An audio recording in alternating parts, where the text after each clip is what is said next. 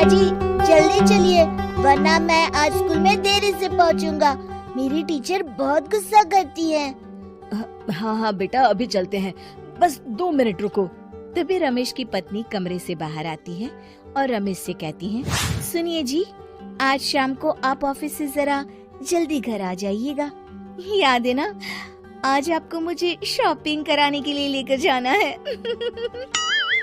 अरे भाग्यवान, इस महीने हाथ जरा तंग है। मेरी मानो तो शॉपिंग का विचार कुछ दिनों के लिए अपने दिमाग से निकाल ही दो।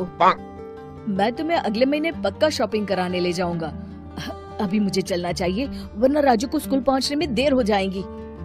देखिए जी, अब आपके ये बहाने पुराने हो चुके हैं। मैं कुछ नहीं जानती। आज शाम को मुझे शॉपिंग करने जाना है, मतलब जाना है। आगे आपकी मर्जी।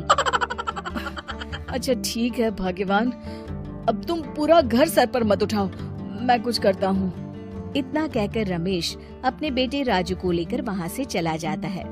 घर से निकलने के लिए रमेश जैसे ही अपनी मोटरसाइकिल शुरू करता है, तभी उसकी माँ उसे आवाज देकर कहती है, अरे रमेश, आज शाम को मुझे कुछ पैसे दे देना। याद है ना, मैंने तुझसे कहा था कि मुझे मंदिर में चढ़ावा चढ़ाना है। अरे माँ, मेरी तनख्वाह आने में अभी 10 दिन बचे हैं। अभी मेरे पास बिल्कुल पैसे नहीं है। हाँ, मेरी तनख्वाह मिलते ही मैं तुम्हें पैसे दे दूंगा। रमेश की माँ चिढ़कर कहती है, अरे तेरा दिमाग तो खराब नहीं हो गया? मैंने तेरे भरोसे मंदिर के पुजारी जी से वादा कर दिया है और तू कह रहा है कि पैसे नहीं है। अब मैं पुजारी जी को क्या जवाब दूंगी? तुझे तो मेरी इज्जत की भी कुछ परवाह नहीं है।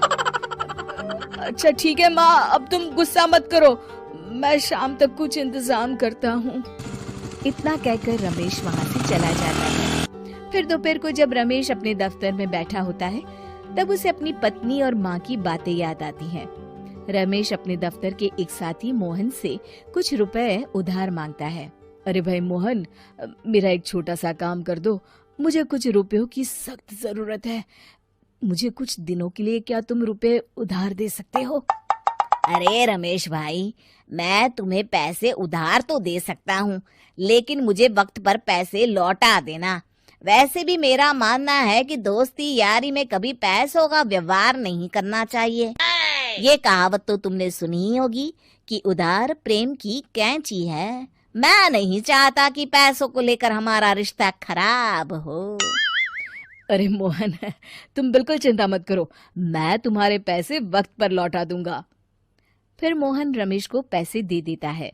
शाम को घर आकर रमेश कुछ पैसे अपनी माँ को देता है और साथ ही अपनी पत्नी को भी शॉपिंग कराने बाजार लेकर जाता है। रमेश की पत्नी और उसकी माँ का स्वभाव जरूरत से ज्यादा खर्चीला होने के कारण दोनों हमेशा बेवजह पैसे खर्च करती हैं। फिर एक दिन, सुनिए जी, अगले हफ्ते हमने छुट्टियों में कहीं बाहर जाने का प्लान बनाया था। आपने पैसों का इंतजाम कर लिया ना? अरे अभी कहाँ, अभी तो मेरे पास बिल्कुल पैसे नहीं है। हम कभी और चले जाएंगे। देखिए जी, मैंने सभी सहेलियों से कह दिया है कि मैं बाहर घूमने जा रही हूँ। अगर मैं नहीं गई तो सब मुझ पर हंसेंगी। आप कहीं से भी पैसों का इंतजाम कीजिए जी। इतना कहकर रमेश की पत्नी वहाँ से चली जाती है। वहीं दूसरी तरफ रमेश की माँ भी तीर्थ यात्रा जाने की जिद करती है और रमेश से पैसे मांगती है।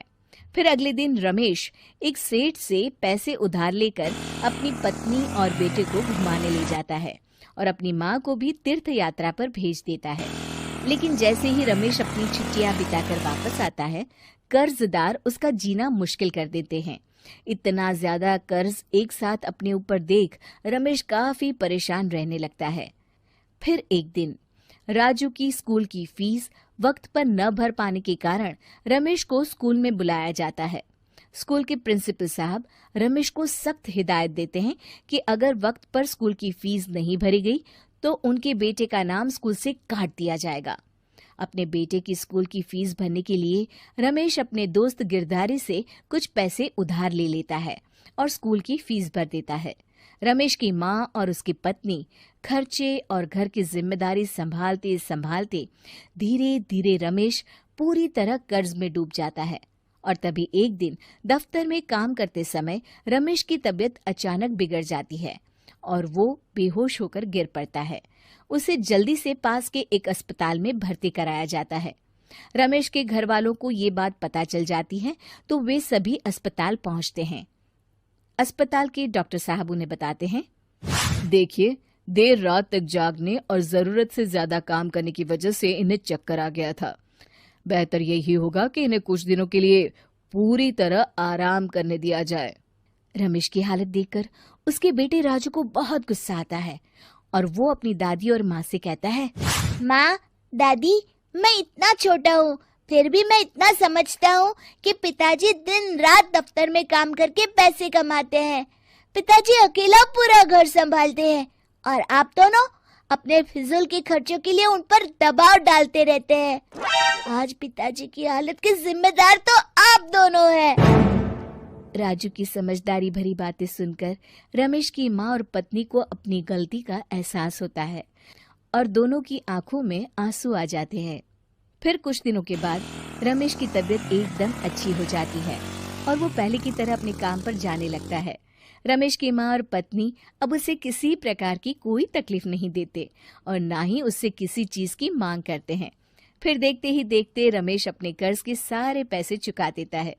उसकी जिंदगी पहले की तरह अच्छी हो जाती है और वो अपने परिवार के साथ खुशी खुशी रहने लगता है।